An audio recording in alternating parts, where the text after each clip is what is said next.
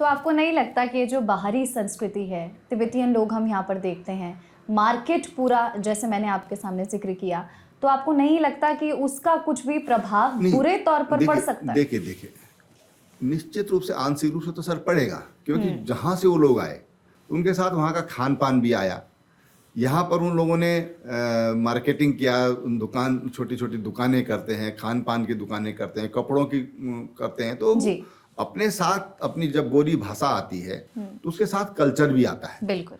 लेकिन वो एकदम हावी हो जाएगा ऐसा हम नहीं मानते। ठीक है। दूसरी बात मैं कहना चाहता हूँ कि तिब्बतियंस यहाँ पर 1962 में आए, जब चाइना वार हुआ, चाइना ने जब तिब्बत पे अपना आधिपत्य जमाया तो शरणार्थी के रूप में यहाँ पर आए हैं। और ये सच है कि भारत में सर्वाधिक जो तिब्बती हैं वो देहरादून जिले में सर्वाधिक, यहाँ पर उनकी स्ट्रेंथ ठीक ठाक है जी।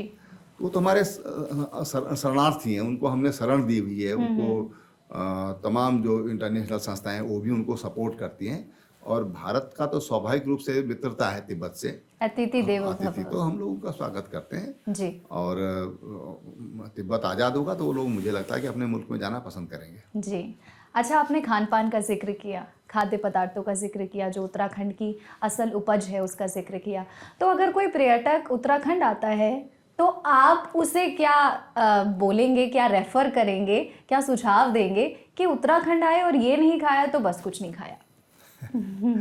देखिए उत्तराखंड में जो मंडुए की रोटी है जैसे बहुत अच्छी है, यहाँ की जो चटनी है, नमक है, नमक में जो इंग्रेडिएंट्स हैं, आज 52 किस्म से ज़्यादा तरह का नमक उत्तराखंड में पहाड़ी नून करके मिलता है।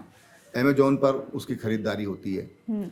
और तमाम तरह के जो यहाँ पर मसाले हैं जो हमारे यहाँ पैदा होते हैं वो अलग अलग मात्रा में नमक में मिलाए जाते हैं या उनमें अलग अलग मात्रा में नमक मिलाया जाता है। अच्छा। यहाँ पर जो चटनी है वो चटनी इतनी वैरायटीज आपको मिलेंगी, अलग अलग सीजन पे अलग अलग तरह की चटनी मिलेंगी। वो उनका अपना एक स्वाद है। और कई बार तो मैं समझता हूँ कि हम जैसे लोग भी हैं तो हम भूलते नहीं उन चीज़ों को। तो तमाम तरह की चीज़ें यहाँ पर हैं। यहाँ पर हमारे जो प्राकृतिक अगर हम रूप से देखें तो बुरांस का जूस है। बुरांस हमारा एक नेशनल स्टेट का फ्लावर है और बहुत खूबसूरत फूल होता है, एकदम जंगल लाल हो जाते हैं जिनको कहना चाहिए। उसका जो जूस है वो हार्ट के लिए, लंग्स के लिए और बड़ी शीतलता देता है। उसको पीने के बाद आपको ऐसा लगेगा जैसे पूरे शरीर में शीतलता आई है। देखने में भी बहुत सुंदर लगता है और उतना ही स्वादिष्ट भी है। ऐसे हमारे पास तमाम तरह की जो वनस्पतियां हैं जो नेचुरल हमारे यहाँ होती हैं, प्राकृतिक रूप से जो हमारे यहाँ होती हैं जी। उनका बिल्कुल स्वाद निराला है। यहाँ की दालें आप देख लीजिए, यहाँ की राजमा आप देख लीजिए, कोई भी चीज़ है जो पहाड़ों में जो पैदा हो रही है, मैं नीचे की बात नहीं करूँगा, लेकिन जो पहाड़ों में पैदा हो रही है, जो शुद्ध वायुमंडल जहाँ पर है, तो वहाँ की कुछ भी आप खाएंगे तो आपको बिल्कुल अलग स्वाद उसमें नजर आएगा।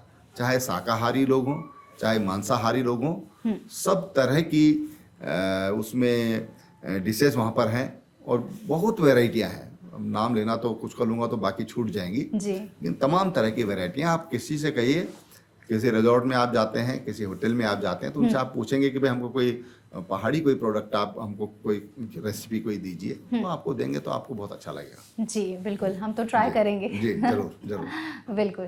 तो त्रिवेंद्र जी, जब मैं आपके बारे में पढ़ रही थी, रिसर्च कर रही थी, तो आपका एक इंटरव्यू पर मेरी निगाह पड़ी जिसमें आप सर्विस सेक्टर का जिक्र कर रहे हैं। आप कह रहे हैं कि जो सर्विस सेक्टर है उत्तराखंड में वो काफ़ी मजबूत है और भी ज़्यादा मजबूत होने की आवश्यकता है। तो मैं आपसे शेयर करूंगी कि मैं जहाँ रहती हूँ नोएडा में, तो पास ही में एक ढाबा है जो उत्तराखंडी लोग चला रहे हैं। तो जब भी हम रेस्टोरेंट्स में जाते हैं या फिर ढाबों पर जाते हैं या फिर खाना ऑर्डर करते हैं तो काफ़ी देरी हो जाती है, लेकिन जब मैं वहाँ से खाना ऑर्डर करती हूँ तो कंपैरेटिवली जल्दी सर्विसेज डिलीवर हो जाती हैं। आपको क्या लगता है अब जो सर्विस सेक्टर की स्थिति है वो क्या है उत्तराखंड में? नहीं, सर्विस सेक्टर उत्तराखंड में अगर आप देखेंगे पिछले 5-6 सालों में तो बहुत तेजी से बढ़ा है और सर्विस सेक्टर में उत्तराखंड के लोग हैं भी बहुत ज़्यादा, केवल देश में नहीं विदेशों में भी जी। अगर आप कहीं जाएंगे, आप जापान में जाएंगे, यूएस में जाएंगे, इजराइल में जाएंगे। मैं तो देख रहा था प्रधानमंत्री जी इजराइल में जिस होटल में ठहरे थे वहाँ का जो हेड शेफ था वो उत्तराखंड का था। अच्छा। तो पूरी ऑल ओवर वर्ल्ड आपको ऐसा मिलेगा। और जापान में तो आपको इतना मिलेंगे कि हमारा टिहरी का एक इलाका है घनसाली, उसको बोलते ही मिनी जापान है। इतना पैसा वहां पर बाहर से आता है, इतने लोग वहां के बाहर हैं जी।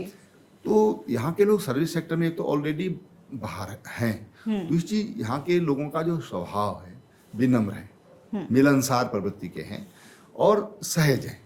तो उस वजह से भी एक नेचुरल चीज जो उनके अंदर एक प्राकृतिक रूप से जो ईश्वर प्रदत्त है वो उनके अंदर जो गुण चाहिए सर्विस सेक्टर के उनके पास विद्यमान है। दूसरी चीज मैं कहना चाहता हूँ कि देखिए उत्तराखंड स्टेट में यद्यपि मैन्युफैक्चरिंग इंडस्ट्री काफ़ी है लेकिन कंज्यूमर कम है जी। अगर स्टेट का राजस्व हमने बढ़ाना है तो हमको सर्विस सेक्टर पर ही ध्यान देना होगा। तीसरी चीज जो उत्तराखंड के लिए एक विशेष प्रिविलेज कहना चाहता हूं मैं जो लोगों की रहती है, एनसीआर का लगभग जो घूमने निकलता है, पंजाब से जो घूमने निकलते हैं वो उत्तराखंड को पसंद करते हैं। बिल्कुल। उनकी इच्छा होती है कि हम उत्तराखंड में जाएं। आज उत्तराखंड में होटल इंडस्ट्री जिस तरह से बढ़ी है और कोरोना के बाद तो उसमें बहुत बड़ा उछाल आया है। तमाम लोगों के मस्तिष्क में भी ये बात आई है कि यार घूमना फिरना चाहिए, हमको एंजॉय करना चाहिए लाइफ। लोगों की जो पेइंग कैपेसिटी है वो भी बढ़ी है जी, वो भी बढ़ी है, लोगों की इनकम भी बढ़ी है। मैं समझता हूँ अगर जेब में नहीं है कुछ पैसा तो क्यों कैसे कोई घूमने फिरने के लिए निकल सकता है, नहीं निकल सकता। तो उसके कारण टूरिस्ट बहुत बढ़ा है उत्तराखंड की तरफ। आप चाहे धार्मिक पर्यटन देखिए या जो सैर सपाटे का पर्यटक है उसको देखिए, या जो यहाँ पर जिम कॉर्बेट है या बर्ड वाचिंग है जी। या आपका जो एडवेंचर है। आज बहुत टूरिस्ट की अगर देखेंगे आप पिछले 5-6 सालों में तो बहुत तेजी से उनकी संख्या में वृद्धि हुई है, बढ़ रहा है। और उसके लिए बहुत जरूरी है कि हमारा जो सर्विस सेक्टर है वो मजबूत हो।